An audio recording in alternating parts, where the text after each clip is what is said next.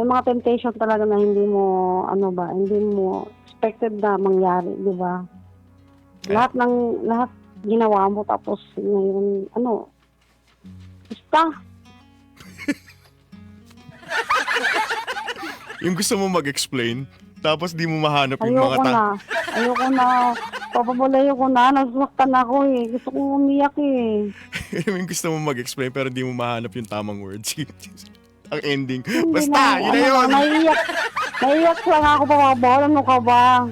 Well, it's okay Gusto ko naman. ba umiyak kayo? Alam mo, Umiyak ako? Elma, Yes, alam po. mo ba, ang pinakatamang reaksyon ng isang tao sa isang sakit, lalo na sa relationship, is umiyak.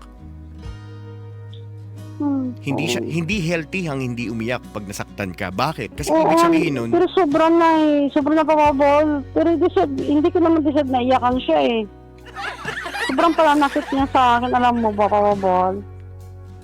Yung karelasyon kasi 10 years kami, 10 years anggap namin. So, sobrang palalait niya sa akin kasi may edad na ako, ganun. wait lang, 10 years sa agwat nyo, mas bata sa'yo, tama? Yes po.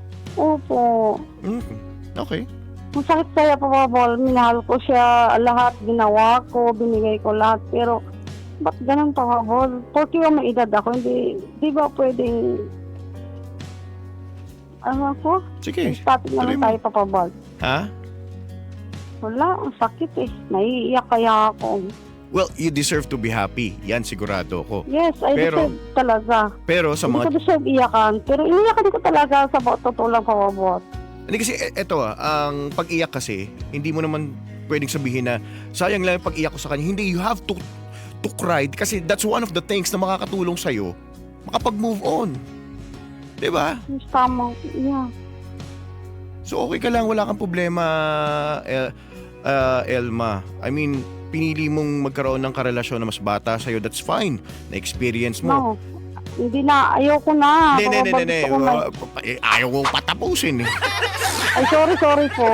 Hindi, what I mean is, Parang na-trauma kasi ako eh. that's the point. That's the point, okay? Na-experience mo na ngayon magkaroon ng karelasyon na bata, nasaktan ka, then time to move on na. Pero hindi pa tapos ang chapter ng buhay mo, pwede ka pa ulit maging masaya. Pero Okay. point ko Kaya rito, ito bibigyan pa. hindi, kasi ang point ko rito is, nasaktan ka man sa kanya, na-enjoy mo pa rin. Ay, Oo, paano? siyempre. Oh. Siyempre. Umabot kami ng 4 years. Oh, di ba? Saan ka pa? Oh, di ba? Actually, ano yun eh? Kumbaga parang, pwede mo ipagyabang sa amin ngayon yan eh. Oh, bakit? Ay, sabi talaga papabal. Kasi nakaya ko eh. Totoo. Di, at saka yung idea ito 48 years old ka pero nagkaroon ka ng karelasyon na 10 years younger sa'yo. Ngayon, di ba bragging rights yun? Bragging rights yun. Ibig sabihin, Opo. yung idea pa lang na yun, malakas datingan mo. Kahit 48 ka, maganda ka, malakas datingan mo, mabait ka, at kahit sinong lalaki, swerte maging kayo. Tama?